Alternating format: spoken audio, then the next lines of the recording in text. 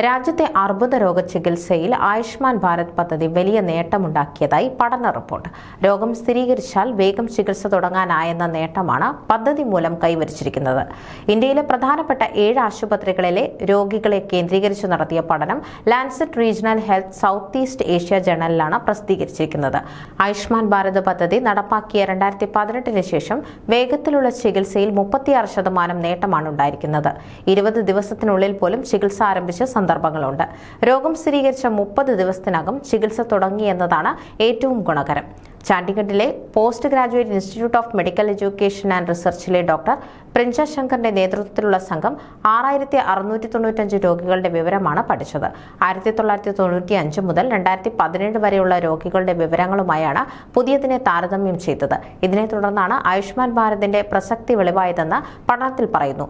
നിർധനർക്ക് ചികിത്സ ലഭ്യമാക്കുന്നതിന് സാമ്പത്തികം വിലങ്ങുതടിയാകുന്നെന്ന വസ്തുതയും പഠനം ചൂണ്ടിക്കാട്ടുന്നുണ്ട്.